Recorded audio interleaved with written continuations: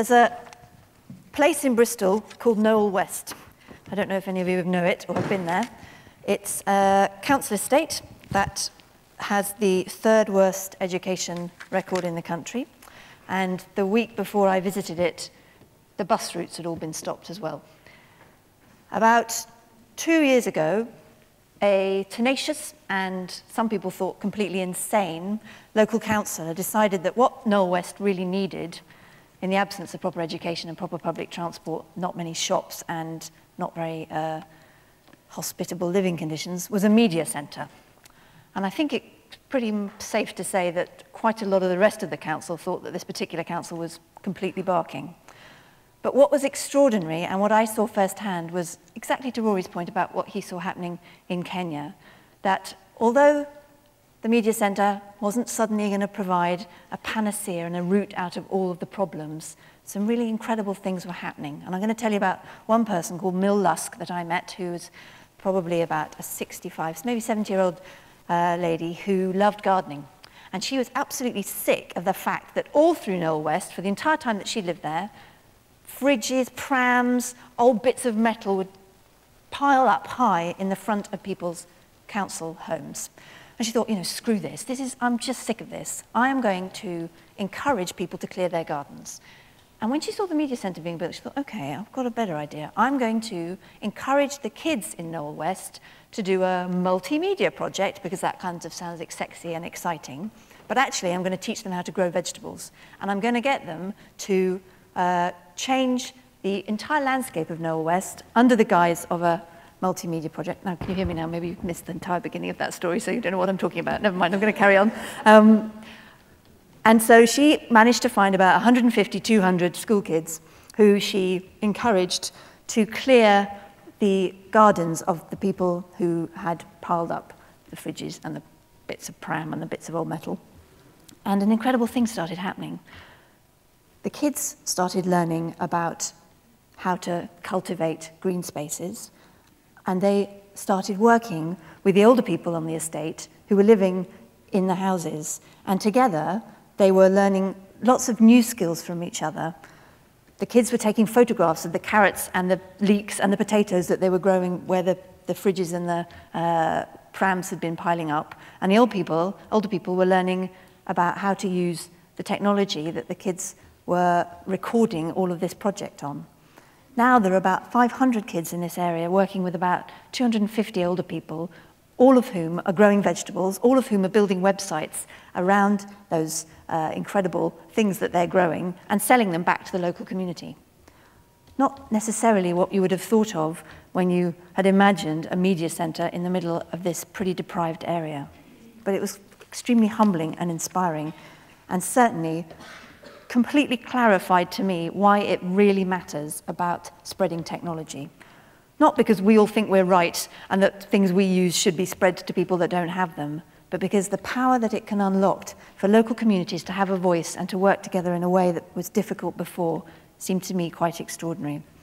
As Rory said, one of the first things I did when I took on the role of Digital Inclusion Champion, as I have said just before to these guys, the acronym of which did not escape the amusement of my friends, we pinned down some numbers because there are lots of numbers bandied about, but what we can be sure of is that 10 million people have never used the internet. And of those, 4 million are the most economically disadvantaged. And they're the people that I was asked by the government to look at. You know, great if we can pick up some other people along the way, but our mission is really to focus on what interventions, public, private, charitable, could really focus on those 4 million. Of those 4 million, about 39% are over 65, 38% are unemployed, and 19% are families with children. And I'm sure Tanya will talk more about that particularly important group of the three. But, you know, why does it matter? Why does it really matter, beyond the kind of anecdotal stories of Mill and many other mills around the country? Well, like you, I'm sure today, I got up, I actually went to Walking Sticks to You, one of my favourite websites, and bought a couple of dashing new websites for the party Christmas season. I did a big shop online for groceries, otherwise there'd be no food in my house. I checked out the profiles of the eminent other two panelists just to make sure I wasn't going to get tripped up by something shady in their past. I looked at photos of my very darling nephew as he has just begun to walk, and I did a big bunch of research about some people that I'm looking at recruiting, interestingly enough. The whole new dimension of looking at photos of potential employees online is quite interesting. And that's just a pretty normal morning, as well as, you know, a barrage of emails and Twitter and all the rest of it. And I don't think it's really fair or right that there are 10 million people, 4 million of whom are also disadvantaged in many other ways, that don't have the choices that I get every day by being able to use the internet. I'm with France on this one, who recently ruled that access to the internet is a basic human right. And even better than that, Finland have just decided that it will be law that every citizen will have access to the internet. I can't remember the exact time frame, but I think it's within the next 2 years. And that's something for which I believe we should all strive. I believe in the kind of social and moral imperative in doing this stuff. But there's also a hard economic case. And one of the things that we pinned down as a team when first started doing this role was trying to convince people, if I can't convince them from the goodness of their whole souls and because of a more equal society, perhaps we could convince them just with brutal numbers. And I'm sure you maybe know some of them, but I'm going to whiz through them. People save on average £560 a year if they're online, and even the poorest families save £270. And that's not to be sniffed at, especially in these times. If you are able to use the web, you are 25% more likely to get a job if you're unemployed. And if you're in that job, you will be likely to earn between 7 and 10% more than somebody who doesn't have web skills. Now, all of that can be extrapolated out to make some pretty big numbers for UK PLC, if you like. In addition, people's feelings of loneliness go down by 80% when they're online, and their confidence goes up by 60%. Again, when you're talking about some of the most disenfranchised and excluded groups in society, those are interesting and important numbers. But it's not just actually the individual for whom there is a compelling economic case. There's also a strong economic case for government. And this is something I've got increasingly obsessed by. I think when they put me in the role, they thought that I'd just kind of smile and say, aren't you doing a brilliant job, carry on. Actually, I've become more and more vociferous about some of the things that I think government could be doing to help with this issue. Particularly when we worked out that if the 10 million people who have never used the internet were to move one of the interactions that they have with the government from either a telephone call or a face-to-face interaction or a brochure, piece of paper, just one, and on average in a year you have about 13, the government could save £900 million per annum. Now, I'm pretty simple when it comes to numbers, but I cannot believe that it would cost that much more than 900 million to get the remaining people online that are not. So you've got a pretty good economic case for government in year one. So why don't people take up the technology if it's so bloody marvelous and so many incredible things get unlocked when you do so? Well, there's 4 big reasons, I think. The first is accessibility. You don't know how to get it. You aren't near it. You haven't got broadband. You aren't near a broadband connection. You're in a rural area. The second is affordability. You don't actually have the money, or more importantly, perhaps, you think you can't afford it. The third is skills, training, you don't know how to, and obviously as technology becomes more entrenched, that actually turns into fear. And very often people I've talked to said I didn't want it because I was actually quite frightened of it. And when people showed me how to use it, then it became less frightening. And perhaps most importantly, or the thing that I feel increasingly is the area that I can perhaps work on, is motivation, encouragement about why is it something that people should pay attention to. So, you know, those are the 4 broad reasons I'd have said. And what can we do about them? Well, I'm an optimist, and the good news is that I really think we have an opportunity to create big social shift in this country and to enable all of the people who do not have access to technology, or maybe not thought it's for them or thought it's important that it's in their lives, to use technology. And I'm going to suggest 3 things that I think are important. They're not the only things, but I think they're 3 important things. The first is that when I started in the summer, I thought, I'm going to have to come up with some clever ideas here. I'm going to have to invent some stuff, but not at all. Everything is happening. Every single idea is being carried out somewhere in this country, either at a local level, at a charitable level, through private companies doing things.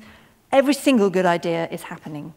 we're just not very good at scaling them up and joining them up.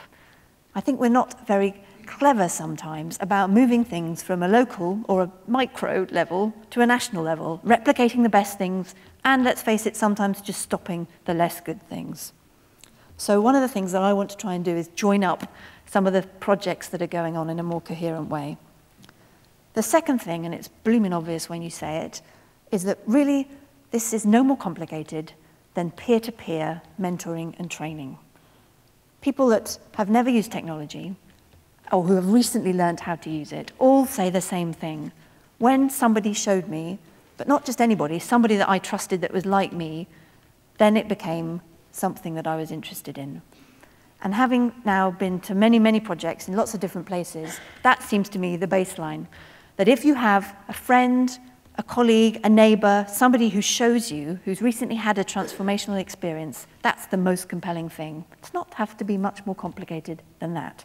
So I really want to try and encourage peer-to-peer training, networking, volunteering, all of the things that will unlock that incredible ability for people to show others what's in it for them. And the final thing, which I think might be the bit that the government don't quite want to hear about so much at the end of my tenure, is I think that there is a real opportunity for the government to come in and move certain services so that they're only available online. And I think that by switching off certain services, in the same way that the analog to digital television switchover has been happening, there could be a real opportunity to carry along the people that have not yet used technology. Now that might sound kind of overly paternalistic, nanny state, but if you refer back to the 900 million of cost savings for just one interaction, I would argue that in these times more than any other, that's a number government really has to take seriously. The government's got these amazing networks. They've got UK online centres, this incredible network of places where you can go to learn how to use computers that are often in the most deprived communities. They've got the Home Access Programme, which works with some of the poorest families to give technology to them and to work to make sure that children aren't left out of having access to computers. Using those two networks, expanding them, ramping them up, combined with turning off some services, I think could provide a really valuable intervention by government. But the thing I think, if you look at those three areas, so joining up the best, peer-to-peer training and potential government intervention, the thing I think is really important is that we don't get a bit diverted by the kind of nirvana of super-fast broadband. I worked in Korea for a period of time. It was an extraordinary experience. I worked for 3 months in a basement with 22 men. And it was also actually, incidentally, where I grew to have my love of karaoke. One of my crazy other businesses at the minute is a private room karaoke business because that's what they love doing in Korea. And this was the point at which they were rolling out their hugely fast and very expensive fiber optic network. And lots of people now say, oh, if only we were like Korea here in the UK. But I don't think it's that complicated.